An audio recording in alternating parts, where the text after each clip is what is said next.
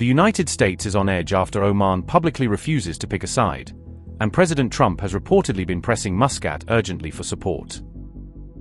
Notably, a few days back, Trump threatened to blow up strategic Omani targets after Muscat declined to betray its ties with Tehran, a move that has escalated tensions in the region. Washington now appears desperate, urgently pressing Oman to sever diplomatic and commercial ties with Tehran amid fears of diplomatic fallout if Muscat remains neutral. After Trump's "behave or we blow you up," US officials now worry they could lose influence over the critical Strait of Hormuz, a choke point vital to global oil shipments.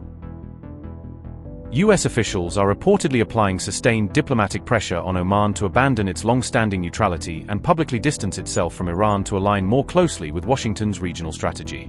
3 months into the conflict, Oman's carefully maintained neutral stance has increasingly drawn scrutiny from Washington, which is closely watching whether Muscat will shift its policy under external pressure. According to reporting by the Wall Street Journal, Washington is pressing Muscat to make a definitive choice by severing diplomatic ties with Tehran and ceasing diplomatic cooperation that the US views as enabling Iran. Notably, shortly after the war began, Oman swiftly opened a direct communication channel with Iran, a move intended to reduce tensions and preserve regional stability through dialogue.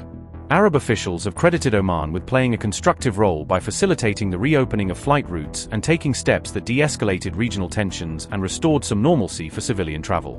In recent weeks, the United States has begun to characterize Oman's balanced, mediator-style approach to Iran as increasingly unfriendly, suggesting a growing mistrust of Muscat's neutrality. This mounting pressure represents a significant shift in US policy toward Oman, which Washington historically regarded as a reliable mediator and partner in diplomatic backchannels. Historically, Oman has managed to sustain positive relations with both Tehran and Washington, positioning itself as a pragmatic intermediary capable of engaging with rival capitals. Tensions escalated following reports that Iran and Oman held talks concerning shipping through the Strait of Hormuz, raising US concerns about potential shifts in control or influence over the strategically vital shipping lane.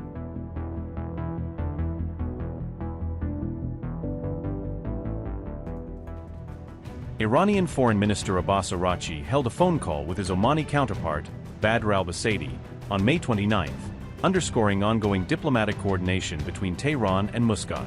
Araghchi later said he had a productive discussion with al-Basaidi, indicating that the two sides exchanged views on regional developments and bilateral cooperation.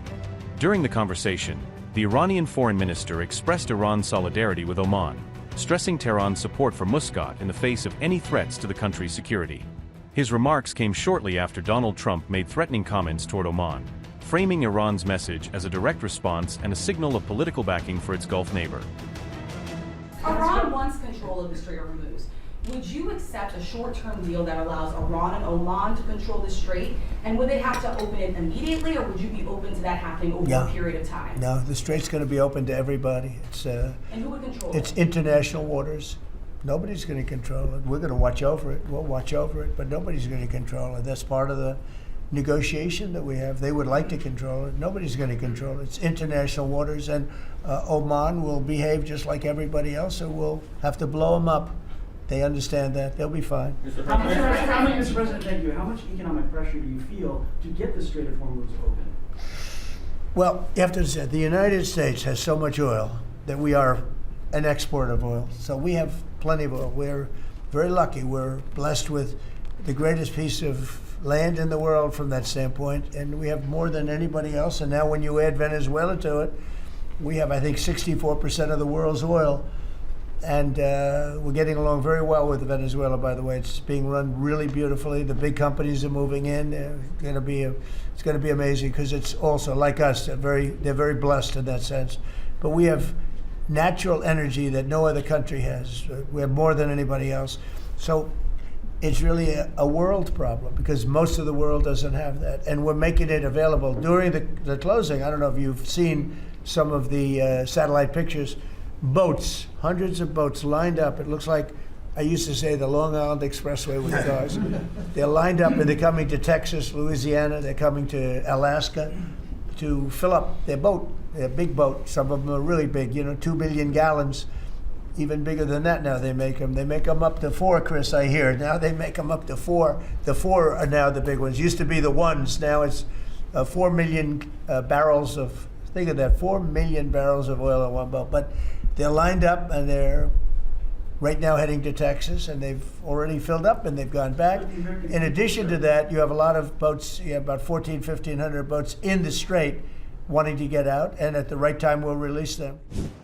Trump's recent threat to blow up Oman has stunned observers in Washington, because it targeted one of America's oldest and closest Arab partners at a moment of high tension. America's Treasury Secretary Scott Bessent issued another warning to Oman after President Trump said the nation should behave or we'll have to blow them up. Scott Bessent said, and I quote, "The United States government will not tolerate any effort to impose a tolling system in the Strait of Hormuz. Oman, in particular, should know that the U.S. Treasury will aggressively target any actors involved, directly or indirectly, in facilitating tolls for the strait, and any willing partners will be penalized. All nations should reject outright any efforts by Iran to disrupt the free flow of commerce. Tehran's days of terrorizing the region and the world are over." President Trump said, Oman will behave just like everybody else, or we will have to blow them up. Are you guys back there in the West Wing making plans for a new war with Oman? Again, I think the president wanted to punctuate freedom of navigation in the Strait. I had a call with the Omani ambassador this morning, and he assured me that there were no plans for tolling the Strait. As he said, our countries have had 200 years of good relations. He wants to have another 200 more.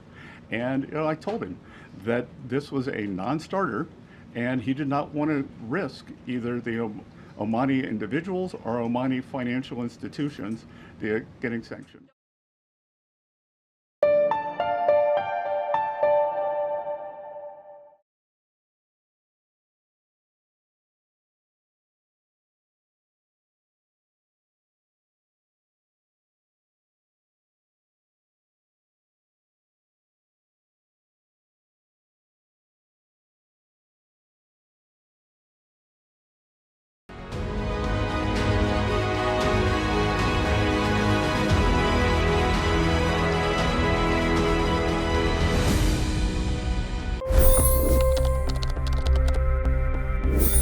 $25 crore गरीब गरीबी को परास्त करके बाहर निकले। For the good of our nation, let's work together and let's truly make America great again.